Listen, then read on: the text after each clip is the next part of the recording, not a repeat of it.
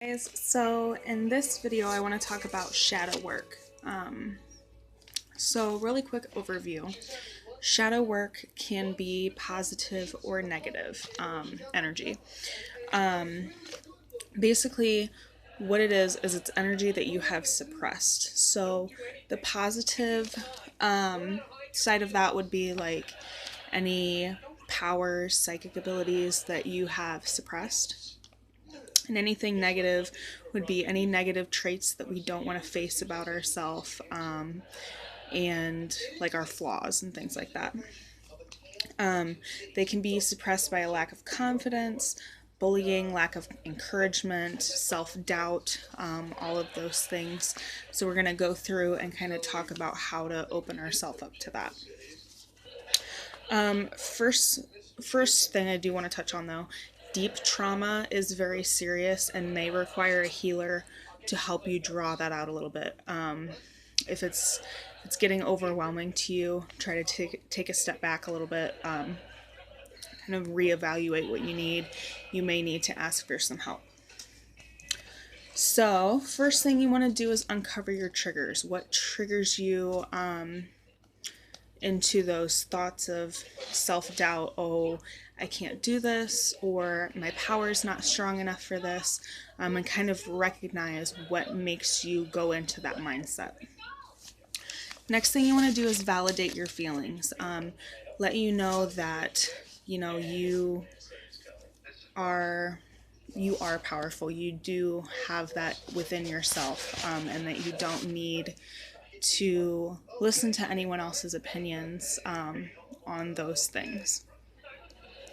Next thing you want to do is heal your wounds. So you want to really go in and kind of get to the root and start to kind of backtrack a little bit.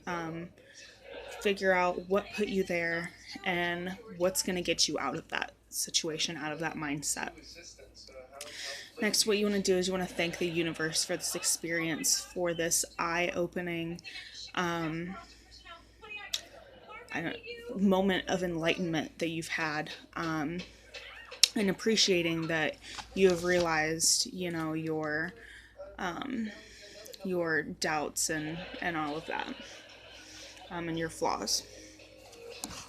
So a couple tips would be to plan a time to analyze it and think about it. A good time to do this is during your meditation. Next, what you can do is just firmly tell yourself to stop. Tell yourself that you don't need to have these thoughts anymore. And with the positive side of it, with the psychic abilities and your suppressed power, tell yourself that it's okay to bring that out of yourself, and that you can be confident in those powers. Next thing you can do is write it down.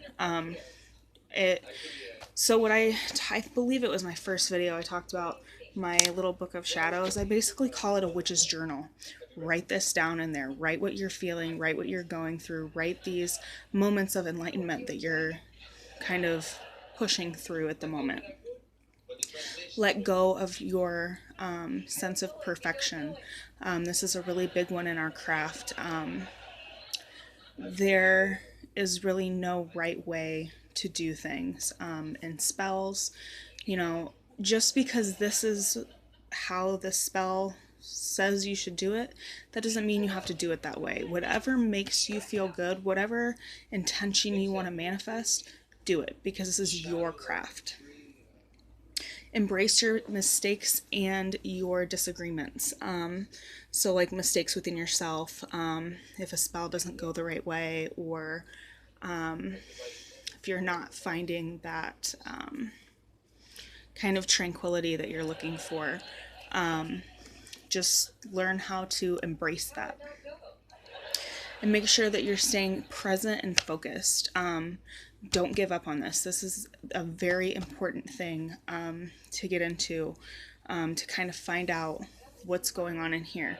I keep going back to this in the chakra videos and the crystal videos and all of that, but if you truly do not know what's going on in here, you're not going to be able to manifest anything. You are just going to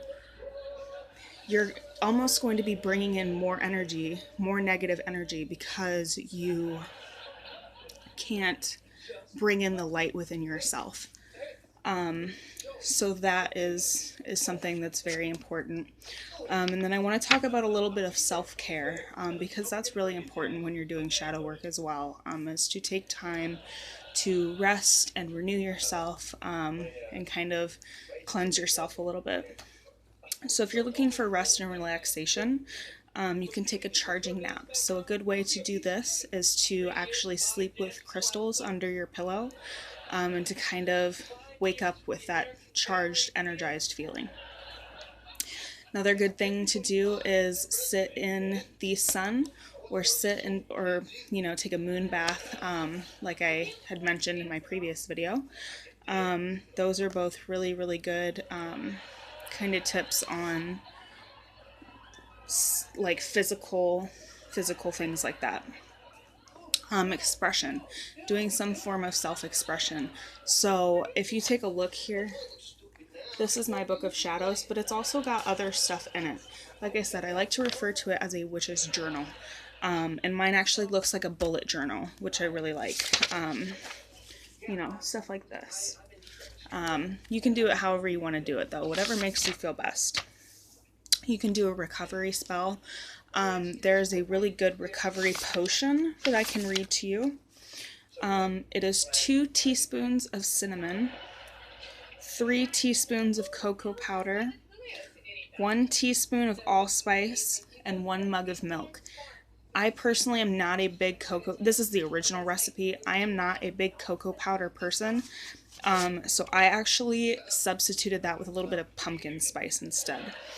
And again, like I was going back to, there is no set law. Just because that's how it was done, you can change it to bring in what you want to manifest.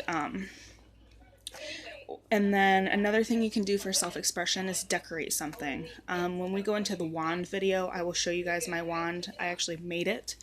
And I'm trying to think. Something else that you can do is set up a magic box. Like I talked about in my previous video, the magic box kind of brings in what you want to bring into yourself, and what you're hoping to see come in the future. For your health, you want to make sure you're staying hydrated. A lot of this is emotionally draining, and you want to make sure that you're keeping your energy up.